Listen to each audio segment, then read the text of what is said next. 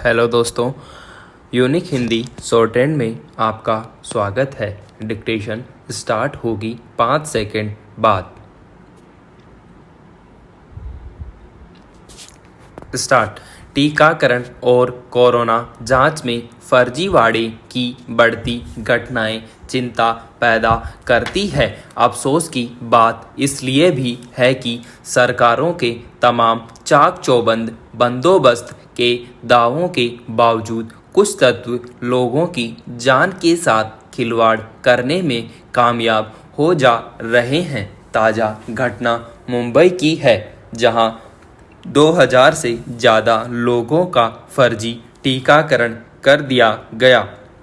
वहां 9 फर्जी टीकाकरण शिविर चलते रहे और लोगों की जान पर बन आई। हालांकि फर्जी टीकाकरण की घटनाएं देश के अन्य इलाकों से भी आई है, लेकिन चिंता और हैरानी की बात इसलिए है कि यह घटना उस महानगर की है जहां पर हर मामले में पूरी मुस्तैदी के दावे किए जाते रहे हैं। सवाल है कि आखिर फर्जी टीकाकरण शिविर चलते कैसे रहे?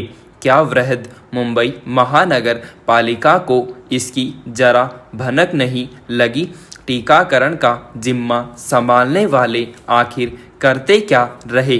टीकाकरण शिविर कोई छोटा कार्यक्रम तो है नहीं। इससे तो लगता है कि मुंबई जैसे महानगर में भी टीकाकरण कार्यक्रम लापरवाही का शिकार हो चुका है। जो पुलिस लोगों की शिकायतों के बाद हरकत में आई, अगर वह पहले ही से ही सतर्क रहती तो बड़ी संख्या में लोगों को खतरे में पड़ने से बचाया जा सकता था। गौरतलब है कि टीकाकरण के लिए केंद्र सरकार की ओर से बाकायदा निश्चित व्यवस्था निर्धारित की गई है। इसके तहत टीका लगवाने के लिए व्यक्ति को कोविन ऐप के जरिए पंजीकरण कराना पड़ता है। उसके बाद टीका लगाने का दिन और समय तय होता है। साथ ही एक OTP नंबर मिलने की भी व्यवस्था है। इस OTP नंबर को बताने के बाद ही टीकाकरण का प्रमाण पत्र मिल पाता है, पर फर्जीवाड़े ने इस पूरी प्रक्रिया को धता बता दी, जबकि ऐसी घटनाओं को रोकने के लिए ही OTP की व्यवस्था बनी थी। ताज्जुब की बात यह है कि मुंबई में जिन 2000 से ज़्यादा लोगों को टीका लगा, उनका कोविन ऐप पर कोई ब्यौरा ही नहीं था। न ही इन लोगों को टीकाकरण के बाद प्रमाण पत्र दिए गए। इस पूरे मामले का पर्दाफाश भी इसी वजह से हो पाया। अब पता चला है कि टीके भी नकली थे। ऐसा भी बहुत हुआ है कि जिन लोगों ने पंजीकरण नहीं करवाया, उनके नाम से पहले ही टीके लग चुके। इन घटनाओं से यह तो साफ हो गया कि टीकाकरण के गोरखधंधे में कई गिरोह पनप गए हैं। टीकों के चोरी होने और भारी रकम ऐंठ कर भी टीके लगाने की घटनाओं ने व्यवस्था की कलई खोल दी। इसमें कोई संदेह नहीं कि टीकाकरण में फर्जीवाड़े का बड़ा कारण टीकों का पर्याप्त रूप से उपलब्ध न होना है। अब 18 साल से ऊपर के सभी लोगों का टीकाकरण हो रहा है। ऐसे में भीड़ से बचने के लिए हर कोई पहले टीका लगवाना चाहता है। इसके लिए कई बार लोग अनुचित रास्ते अपनाने से भी नहीं चूकते। जाहिर है, ऐसे में ठगों की जमात क्यों चूकेगी?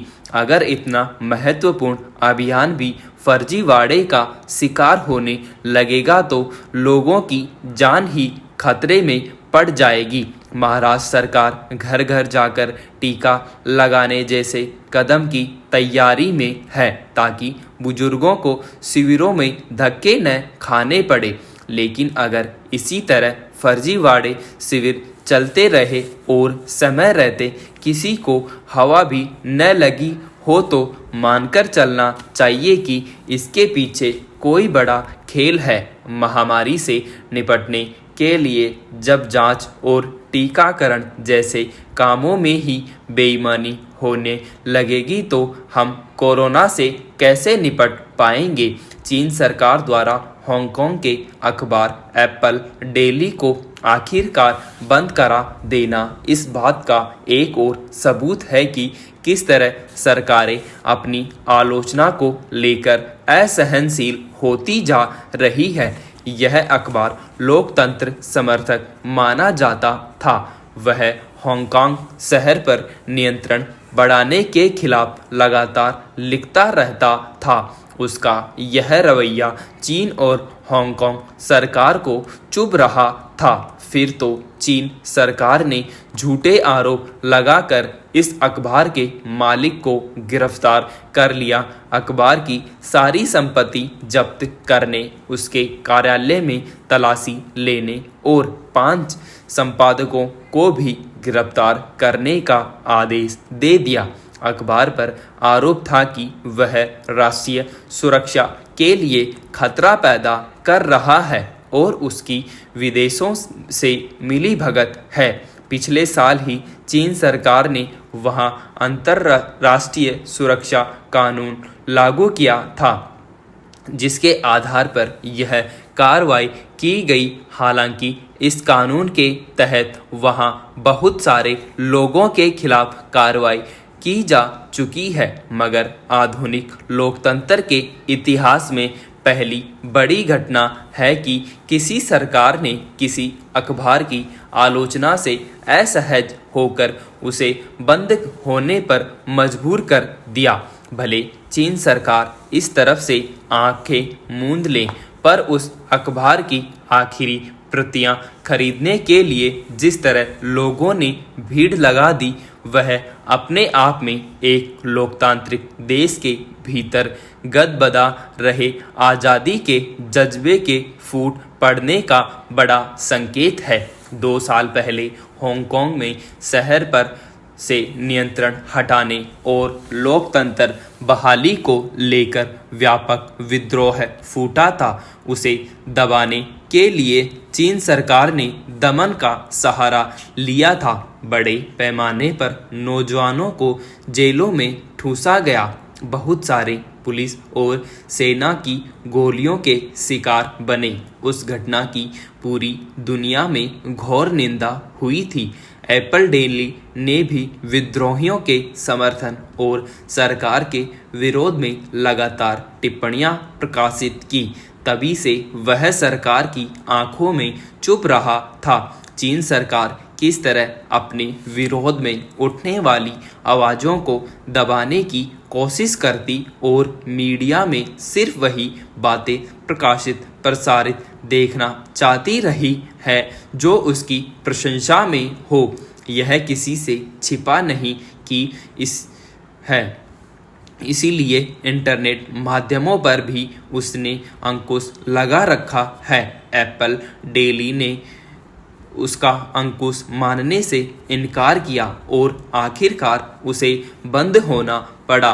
उसकी रोज करीब 80,000 प्रतियां बिकती थीं। इससे अंदाजा लगाया जा सकता है कि वह हांगकांग में कितना लोकप्रिय अखबार था। जिस दिन बंद हुआ उस दिन उसकी 10 लाख प्रतियां बिक गईं। लोकतंत्र में अभिव्यक्ति की आज़ादी की दुहाई दी जाती है, मगर यह भी छिपी बात नहीं है कि सरकारें अपने विरोध में उठने वाली आवाज़ों से असहज हो ही जाती है। लिहाजा किसी न किसी रूप में अभिव्यक्ति की आज़ादी को प्रभावित करने का प्रयास करती रही हैं, चाहे वह प्रलोभन देकर हो या फिर किसी तरह का अंकुश लगाकर या फिर दमन के जरिए।